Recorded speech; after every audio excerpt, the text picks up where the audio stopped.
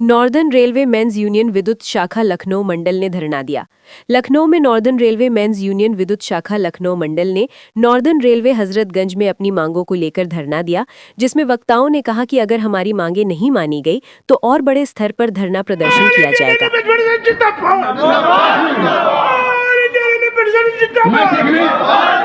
मैं देखने की बात करता हूँ कि एक इशू था ओल्ड पेंशन स्कीम का। आज all India railway men's federation के आह्वान पर पूरे देश में IRF से एफिलेटेड जितनी भी शाखाएं हैं सब पे भोजनावकाश के समय प्रदर्शन हो रहा है। हमारा एक मांग पत्र है, चार्टर ऑफ डिमांड हम लोगों ने चिपका रखा है सब जगह में। सरकार से सिर्फ यही कहना है कि जो देश के कर्मचारियों को, रेल कर्मचारियों को 1/1/2026 से मिलने वाला पे कमीशन है, उसको 1/1/26 से लागू किया जाए। सरकार की बहुत पुरानी चाल है। 7th पे कमीशन में भी इन्होंने करीब 1.5 साल बाद इसको देने का काम किया। इस 1.5 साल का जो भत्ता होता है हमारा, उसका ये पैसा मार देते हैं। इस बार भी इन्होंने 18 महीने का टाइम लिया है। 18 महीने के जो हमारे अनाउंसेस हुए, चाहे ट्रेवलिंग अलाउंस हो, चाहे HRA हो, चाहे TPO हो, वो सारे बढ़ के हमको मिलने चाहिए।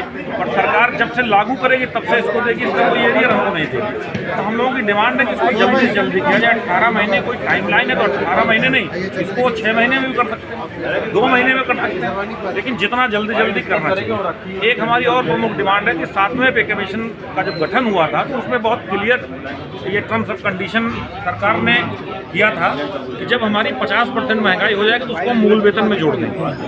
आज 50% महंगाई हमारी 1/1/24 को हो गई है। 1 साल से हम लोग लगातार इस बात के लिए लड़ रहे हैं कि उसको मूल वेतन में जोड़ दिया जाए, बट सरकार कहती है कि अब तो हमने पे कमीशन बैठा दिया, इसको जोड़ने का कोई मतलब नहीं। जब कौन सी मांगे हैं आपकी? ये देखिए, हम आज नॉर्दर्न रेलवे मेंस यूनियन के झंडे तले ऑल इंडिया डिमांड डे मनाते हैं। इसमें लगभग हमारे जो मेन मुद्दे हैं वो हैं 8th पे कमीशन है। दूसरा जो है कि जो पोस्टें सरेंडर कर रहे हैं, सबसे बड़ा मुद्दा तो ये है लगातार अगर कहीं रिक्वायरमेंट है 2000 की तो वहाँ का इंडियन जाता है 500, कहीं का 20,000 है तो वहाँ का इंडियन जाता है 5,000। हमारे लिए देश की जो रेल चल रही है उसकी जो सेफ्टी का मुद्दा है वो हमारे लिए बहुत बड़ा है, क्योंकि जो ट्रैक पे काम करते हैं, फील्ड में काम करते हैं, वो कर्मचारी हैं। तो हमारे लिए, देश के लिए और रेल के लिए सबसे बड़ा मुद्दा जो है वो सुरक्षा है। और 8th पे कमीशन हम चाहते हैं कि समय से लागू हो। हमारे सभी रेल कर्मचारी, जैसा कि आपने सुना, मतलब 24/7 मेहनत करते हैं। और रेल ही एक ऐसा है कि जहाँ सबसे ज़्यादा शहीद होते हैं लोग खाली अपनी नौकरी करते हुए, ना कि वो डिफेंस में है, ना कि वो आपका किसी और लड़ाई में है। और रेलवे को प्राइवेट हाथों में दिया जा रहा है, उसमें क्या कहना है आपको? प्राइवेट हाथों में देखिए, मैं इतना कहना चाहूँगी कि इस देश को के युवा को सोचना पड़ेगा और उनको आके अपने मांगों की लड़ाई लड़नी पड़ेगी। उनको सोचना पड़ेगा कि अडानी से रिटायर होना है, अंबानी से रिटायर होना है, कि चाइना के हाथों रिटायर होना है और कहाँ जाना है। ये युवाओं के लिए बहुत बड़ा मुद्दा है प्राइवेटाइजेशन।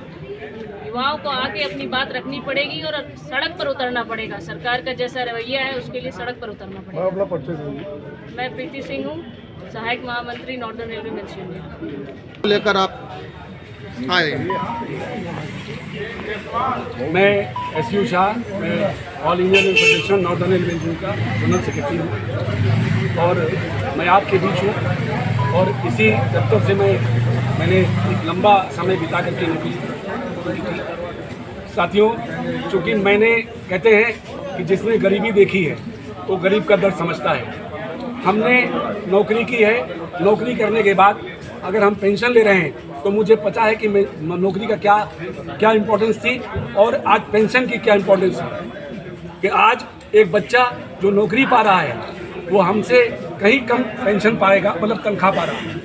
और स्थिति है तो ये साथियों, ये आप हमारे बीच प्रेस के लोग खड़े, मैं बताना चाहूँगा कि आज का जो आयोजन है इस बात का है कि सरकार की तमाम नीतियाँ जो धीरे धीरे करके बैकडोर से वो निजीकरण की ओर जा रही हैं। यही नहीं, हमारी जो चीज़ें हैं उनका तो मन करे तो कल पेंशन भी बंद कर दें, उनका मन करे तो वो 3 पेंशन लें और हमारी 1 पेंशन है तो दिक्कत है, उनका मन करे तो वो प्राइवेटाइजेशन कर दें। असर इसका मैंने अभी भी अपने भाषण में कहा कि एक सरकारी बच्चा जब गांव का रहने वाला, हम लोग गांव से जुड़े हैं, नौकरी पाता है सरकारी, तो आ करके जब उसको तनख्वाह मिलती है तो उसके परिवार के 10 सदस्यों का, चूँकि वो यहाँ से पैसे बचा करके अपने घर भेजता है और 10 परिवार को चलता है। आज स्थिति यह है कि आज की डेट में प्राइवेटाइजेशन होने के बाद जो लोग ठेका लेते हैं, लेने के बाद में कॉन्ट्रैक्ट पर, चाहे वो सफाई वाला हो चाहे गैंग में जो लोग काम कर रहे हैं, वो जब करते हैं तो गवर्नमेंट भले उनको कहती है कि आपको मिनिमम वेज इतना देना है, हम 20,000 दें, लेकिन कहीं ना कहीं से मेरी नॉलेज में भी आया कि वो लेकर के 8,000 और 6,000 और 10,000 रुपये पे उनको काम कराते हैं। आप इमेजिन करिए कि 10,000 रुपये में आज की तारीख में कौन जी सकता है। आज एक रेल कर्मचारी जिसके 2 बच्चे अगर वो अच्छे स्कूल में पढ़ रहे हैं CMS में, तो उनकी फीस दे करके अपने बच्चों की भरपाई उस फीस की नहीं कर पा रहा है। तमाम रोज केसेस आते हैं। तो एक तरफ ये है और दूसरी तरफ सरकार की नीयति है। अब कहना नहीं चाहिए, अभी जैसे कहा हमारे 2 स्टेशन देखिए बने, सबसे अच्छा स्टेशन गोमती नगर बना, प्राइवेट सेक्टर को चला गया। दूसरा एक चंडीगढ़ है, वो चला गया। आने वाले समय में मुझे लगता है कि जब लखनऊ स्टेशन, जिस पर हम 500 करोड़ रुपए खर्च कर रहे हैं, जब बन के तैयार होगा तो एयरपोर्ट की तरह वो भी किसी अडानी और किसी को दे दिया जाए और वो चलता रहेगा।